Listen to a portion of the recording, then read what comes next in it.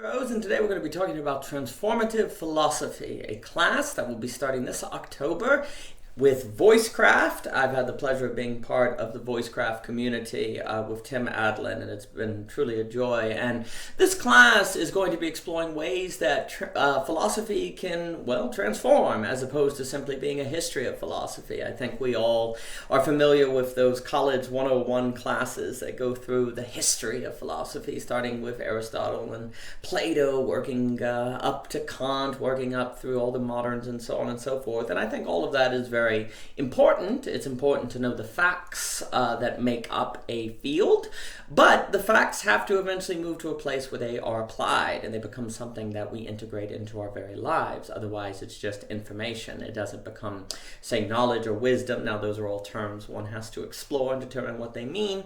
But philosophy that transforms us is philosophy that changes the way we live. If we would have gone this way before the philosophy is what makes it so we go another way, another path. Is it necessarily better? Well, it could be harder, but hard things can be what bring out real value and challenge in life. It's not so easy to say that easy is good and hard is bad. In fact, often we as human beings want to know that if we can rise to the occasion of what it means to live in this life, to live amongst people and to live with ourselves, and therefore we need tools by which to deal with challenge. And I would say that transformative philosophy often is in the business of providing us resources with, say, things that we've intuited or things that we know but maybe not fully understand. Maybe it's something we sense is true, but we can't fully put it into words. And when we can't put something into words, our hold on it is weaker and it's more likely to get away from us. Transformative philosophy can be ways of thinking about our body, ways of thinking about our breathing, and what does it mean to be a breathing being in a midst of community or with ourselves? How can we control this?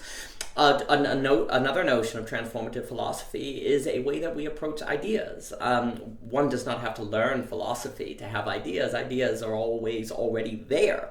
But how to interpret ideas, how to think about ideas, these are the subjects of philosophy. And being dialectical can make a big difference. Ideas are practically eyes. We all see the world through ideas, and we understand the world according to ideas. And so if we do not take the time to think about or approach the ideas, then it's like we don't think about the glasses we wear by which to see the world around us. So, for example, if we take someone like Hegel seriously, Hegel is going to argue that everything entails a destabilizing element. As soon as you think you have a complete totalizing ideology, actually that will have to entail some otherness within it that destabilizes itself. If you took that idea seriously, then you would be less prone to, say, fall into fundamentalism, conspiratorial thinking, a religious fervor about a certain political movement. Nothing wrong with politics, nothing wrong with religion, nothing wrong with ideas, but if we hold them in a manner that clutches them and is overly invested in them, then they can perhaps become very problematic. They can become pathological. They can cause a lot of pain to ourselves and to others. And so the ideas we have and the way that we hold those ideas matters. It's not merely, the name of the game is not merely to have the right ideas, but to also know how to hold them, how to carry them in our lives, through ourselves and with others. And that's something that transformative philosophy is very invested in. One of the philosophical distinctions that I like to talk about is the difference between explanation and address. Explanation, say, is how something came to be. Say I explain to you why the tree is planted in the front yard where it is. That's where the soil was best, that's where it was most visible, and so on and so forth. That will not exactly explain, or that will not exactly be the same as addressing why the tree was planted. And it turns out that, say, your grandmother's, her mother loved dogwood trees, and she planted that tree to remind you of her grandmother, who she lost when she was 12 years old. Both of those are a kind of explanation, but the nature of the second explanation seems very different in kind from the first. The first explanation is very just matter of fact. It is the facts of which led to the tree being planted there. It is the how the tree ended up there and what was the conditioning and reasoning of which led it to be thus. But address has a lot to do with the why and the particulars of the person who planted that tree. If you go through life not knowing there's a distinction between explanation and address, yes, you may intuit or sense that there's a difference between these things.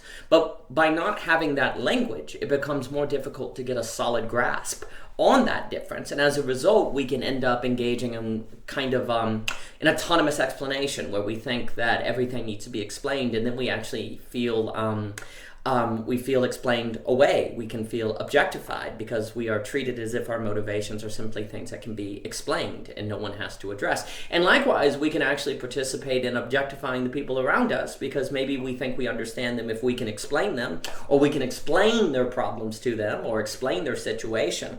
And that could hurt the relationship because the person may actually feel alienated because we have not addressed the person. There is no toolbox that you can reach into and pull out like a wrench, explanation versus address. These things are invisible. The intellectual constructs do not have any physical representation unless we participate in them and thus bring the physical manifestation into the world. We have to choose to enact them. And all of us are enacting some ideas, and all of us are transforming the world in light of those ideas and transforming how we live ourselves in light of those ideas. We're always already in the middle of that process.